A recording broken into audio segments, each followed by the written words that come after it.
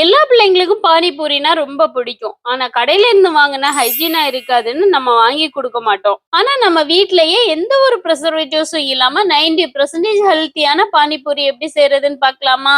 இதுக்கு நம்ம முதல்ல ஸ்வீட் சட்னி செய்ய போறோம். இதுக்கு ஒரு எலுமிச்சம்பழ அளவுக்கு புளி எடுத்து நல்லா கரைச்சு ஒரு பேன்ல வடிகட்டி எடுத்துக்கோங்க. இது கூட 6 பேரீச்சம்பழம் விதை நீக்கி சேர்த்துக்கோங்க.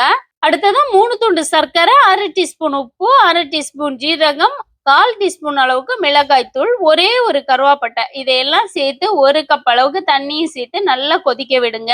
இதுல சர்க்கரையும் கரைஞ்சு பேரிச்சம்பழமும் வெந்ததுக்கு அப்புறமா ஸ்டவ் ஆஃப் பண்ணிட்டு ஆறுனதுக்கு அப்புறம் மிக்சியில சேர்த்து நல்ல ஃபைன் பேஸ்டா அரைச்சு எடுத்துக்கோங்க. இதை ஒரு வாட்டி செஞ்சோம்னா அப்படியே ஃப்ரிட்ஜ்ல 1 மாசம் கூட வச்சு யூஸ் பண்ணி சாப்பிடலாம். அடுத்ததா 2 உருளைக்கிழங்க வேக வச்சு எடுத்து ஒரு மேஷர்ல நல்லா மேஷ் பண்ணி எடுத்துக்கோங்க. இது கூட 1/2 டீஸ்பூன் உப்பு, 1/4 டீஸ்பூன் மிளகாய் தூள், 1/4 டீஸ்பூன் கரம் மசாலா, ஒரு வெங்காயம் சாப் பண்ணி சேர்த்துக்கோங்க. லாஸ்டா ஒரு பச்சை மிளகாவை நல்லா சாப் பண்ணி சேர்த்துக்கோங்க. இது எல்லாத்தையும் நல்லா மிக்ஸ் பண்ணி எடுத்தா ஆலு மிக்ஸ் ரெடி.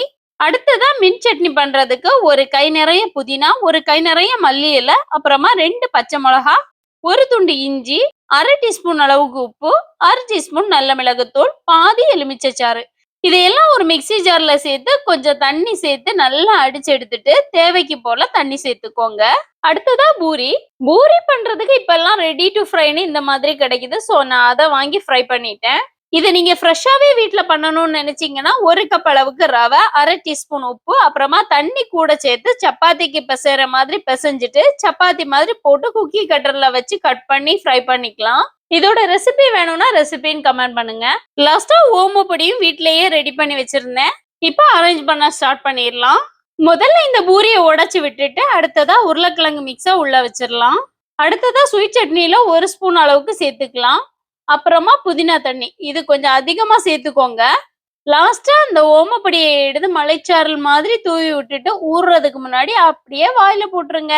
என்னதான் வெரைட்டியா வெளியில கிடைச்சாலும் நம்ம பிள்ளைங்களுக்கு நம்ம பண்ணி கொடுக்கும் போதுதான் நிறைய கொடுக்கவும் முடியும், ஹெல்த்தியாவும் இருக்கும். இந்த ரெசிபி உங்களுக்கு பிடிச்சிருந்தா ஒரு லைக் அண்ட் ஷேர் பண்ணிட்டு மறக்காம ஃபாலோ பண்ணிக்கோங்க. Bye bye. அஸ்ஸலாமு அலைக்கும்.